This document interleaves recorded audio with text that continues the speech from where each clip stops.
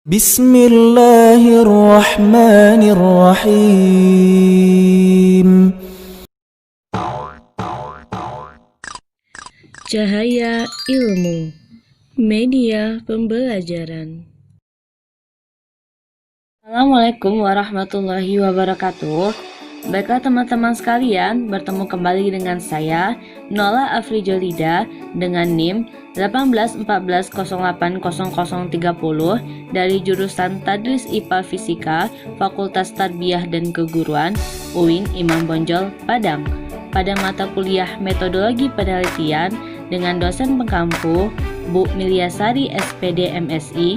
Kali ini kita akan membahas kelanjutan dari video sebelumnya. Nah, pada video ke-6 ini kita akan membahas yaitu bab 5, kesimpulan, implikasi, dan saran. Nah, subtopik yang akan kita bahas kali ini ialah yang pertama, cara menyusun kesimpulan dengan contoh, dan yang kedua, implikasi dan saran beserta contohnya. Nah, sekarang kita masuk pada subtopik pembahasan yang pertama ya, yaitu menyusun kesimpulan dengan contoh. Sebelumnya kita bahas dulu ya apa itu kesimpulan. Kesimpulan penelitian adalah pernyataan singkat tentang hasil analisis deskripsi dan pembahasan tentang hasil pengetesan hipotesis yang telah dilakukan di bab sebelumnya. Nah, kesimpulan ini berisi jawaban atas pertanyaan yang diajukan pada bagian rumusan masalah. Keseluruhan jawaban hanya terfokus pada ruang lingkup pertanyaan dan jumlah jawaban disesuaikan dengan jumlah rumusan masalah yang diajukan. Nah, teman-teman, berikut langkah-langkah dalam penyusunan kesimpulan. Yang pertama, sebagai langkah pertama, penulis menguraikan garis besar permasalahan dan kemudian memberi ringkasan tentang segala sesuatu yang telah diuraikan pada bab sebelumnya. Yang kedua, penulis harus menghubungkan setiap kelompok data dengan permasalahan untuk sampai pada kesimpulan tertentu. Yang ketiga, langkah terakhir dalam penyusun kesimpulan adalah menjelaskan mengenai arti dan akibat-akibat tertentu dari kesimpulan-kesimpulan itu secara teoretik maupun praktis. Nah, sekarang kita masuk kepada contohnya ya. Yang pertama, kita kaji terlebih dahulu penelitian eksperimen. Nah, penelitian eksperimen ini diambil dari judul jurnal yang sama ya. Nah, pada penelitian eksperimen ini, kesimpulannya yaitu rata-rata hasil pemahaman konsep fisika peserta didik pada kelas eksperimen yang sebelumnya adalah 64,33 menjadi 80,03, sedangkan nilai rata-rata pada kelas kontrol yang sebelumnya adalah 60,05 menjadi 75,11. Nah, kita contohkan kesimpulan dari penelitian deskriptif ya, diambil dari judul jurnal yang sama. Contohnya yaitu, hasil penelitian menunjukkan bahwa keaktifan mahasiswa dalam mengikuti pembelajaran dengan Google Formulir berantai ini cukup tinggi. Sedangkan pada penelitian koresional, diambil juga dari judul jurnal yang sama, yaitu berdasarkan penelitian yang telah dilakukan, maka dapat diambil beberapa kesimpulan antara lain terdapat hubungan positif yang signifikan antara rasa percaya diri dengan motivasi berprestasi. Nah, sedangkan diambil dari penelitian R&D, diambil dari judul jurnal yang sama, yaitu hasil penelitian dapat disimpulkan bahwa pertama, komik fisika pada materi pesawat sederhana untuk siswa tergolong sangat valid. Yang kedua, komik fisika pada materi pesawat sederhana untuk siswa tergolong sangat praktis. Nah, teman-teman bisa lihat ya bahwa kesimpulan tersebut merupakan pernyataan singkat tentang hasil analisis deskripsi dan pembahasan tentang hasil pengetesan hipotesis yang telah dilakukan di bab sebelumnya. Atau dapat dikatakan bahwa kesimpulan ini merupakan jawaban atas pertanyaan yang telah diajukan pada bagian rumusan masalah. Nah, selanjutnya kita masuk kepada implikasi dan saran. Sebelumnya kita bahas terlebih dahulu ya.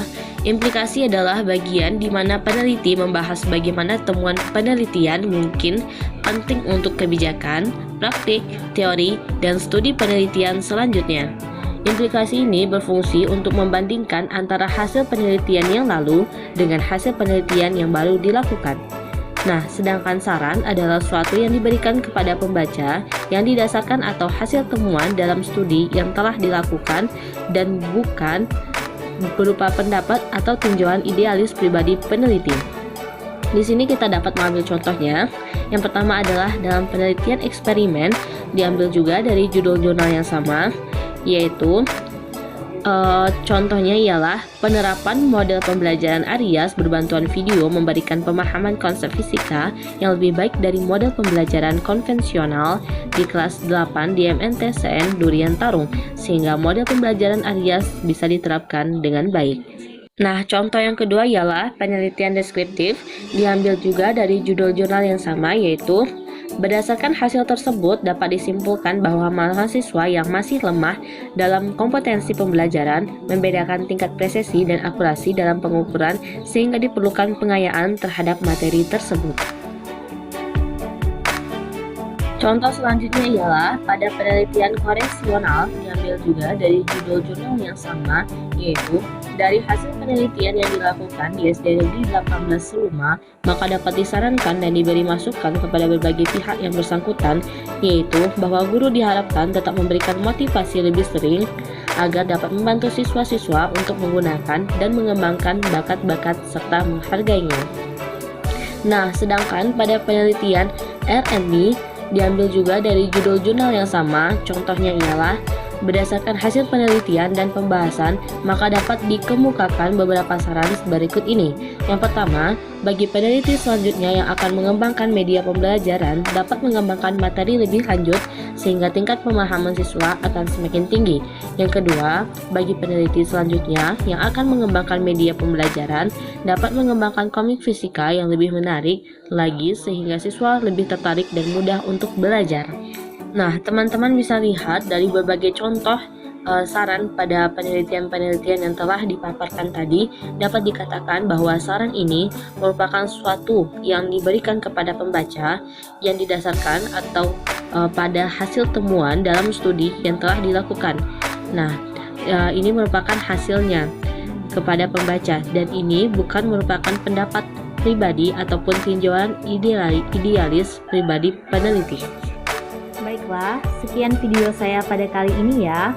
Tolong dukung terus channel ini dengan cara like, komen, subscribe, dan tekan tombol loncengnya untuk selalu mendapatkan notifikasi dari video-video saya selanjutnya. Cahaya Ilmu, media pembelajaran.